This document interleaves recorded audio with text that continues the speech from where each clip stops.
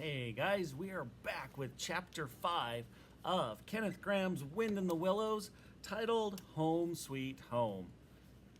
Remember, you've always got to pay close attention to the story because you have to answer questions after. Sometimes they have to be complete sentences, sometimes they're a match, fill in the blank, but you have to listen in order to answer the questions. So pay close attention and let's get started with Chapter 5, Home Sweet Home. The rat and the mole were returning to the riverbank one day after a long outing with Otter. The shades of the short winter day were closing in on them. On either side of the road, they could smell the friendly fields through the darkness.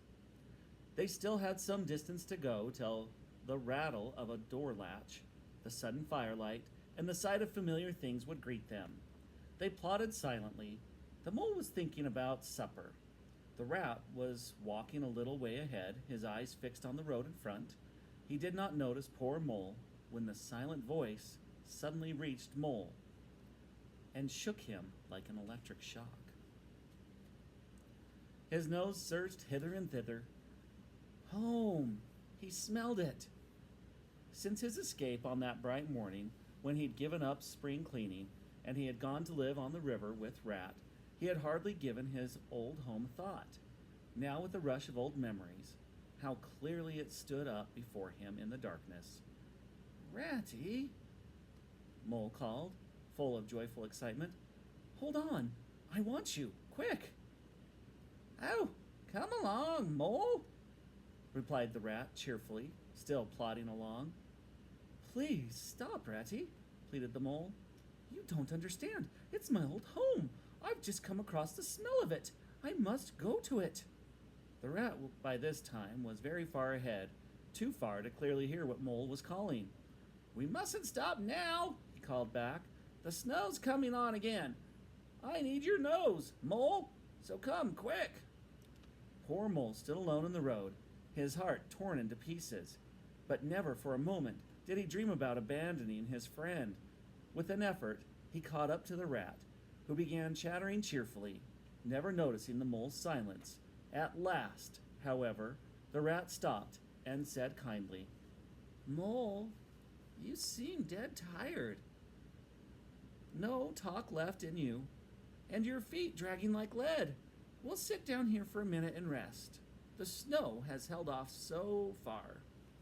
The mole dropped hopelessly onto a tree stump and tried to control himself, fighting off a sob, but poor Mole finally gave up the struggle and cried. The rat did not dare to speak for a while. At last he said, "What is it, old fellow?" Poor Mole found it difficult to get any words out. "I know it's a dingy little place, not like your cozy home, or Toad's beautiful hall, or Badger's great house, but it was my own little home, and I went away and forgot about it, and then I smelt it, and you wouldn't listen, and—" The rat sat and stared straight ahead, saying nothing.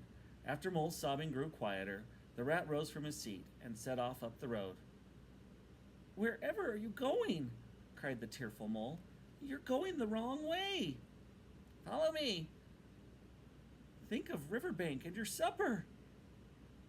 "Hang Riverbank and supper too," said the rat heartily. "Let's find your home."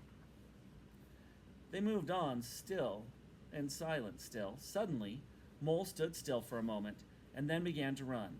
The rat, much excited, kept close to his heels. The mole scrambled through a hedge, and with no warning dived into a tunnel. The rat promptly followed him. It seemed a long time to Rat before the passage ended, and he could stand up straight. The mole lit a hanging lamp. By its light, the rat saw that they were standing in an open space, neatly swept and sanded underfoot. Directly facing them was Mole's little front door, with Mole End painted over the doorbell. Mole's face beamed with excitement, and he hurried Rat through the door into the lonely, empty, neglected house. Mole's face dropped.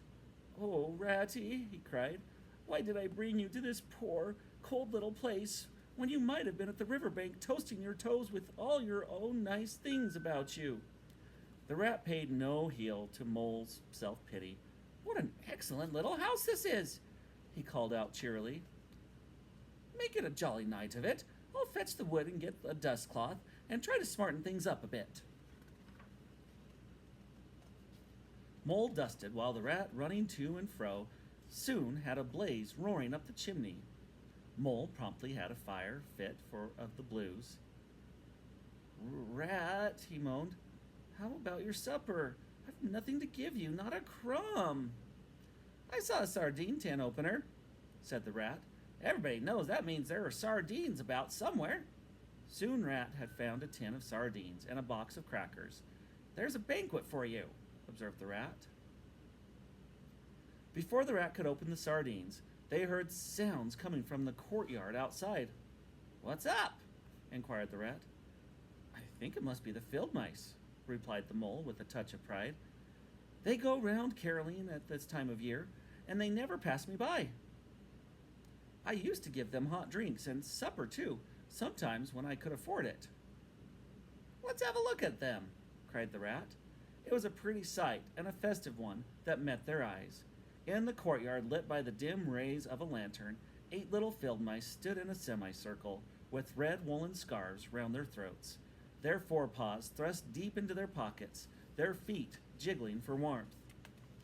As the door opened, one of the elder ones was just saying, "Now then, 1, 2, 3.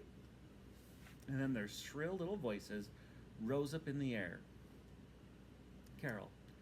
"Here we stand in the cold and the sleet, blowing fingers and stamping feet, come from far away to greet you, you by the fire and we in the street, bidding you joy in the morning.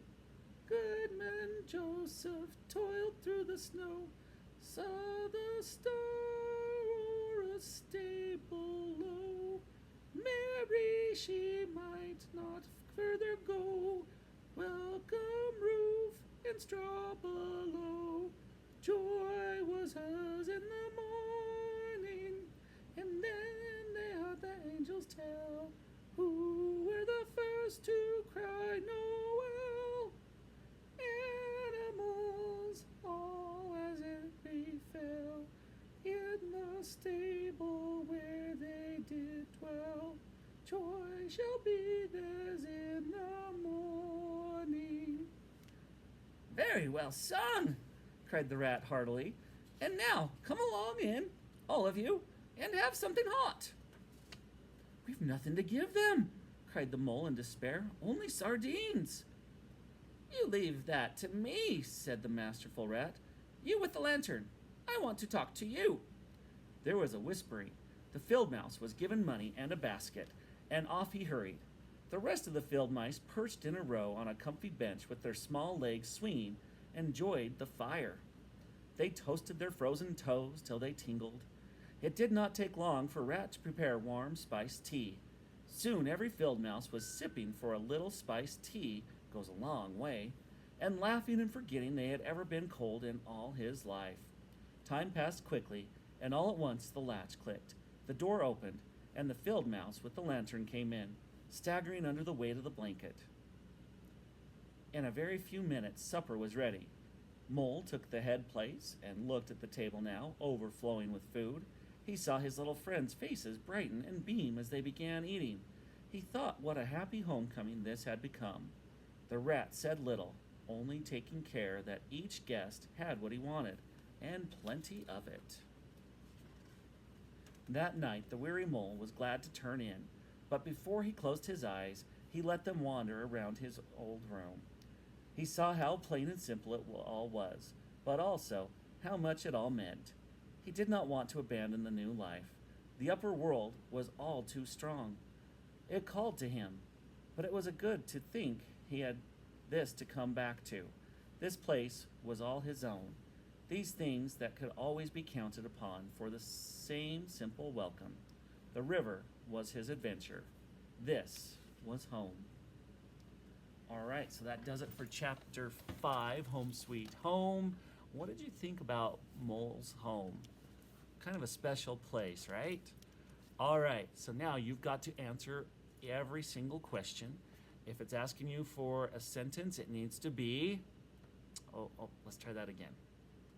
If it's asking for a sentence, it needs to be a complete sentence. Yes, it must be a complete sentence.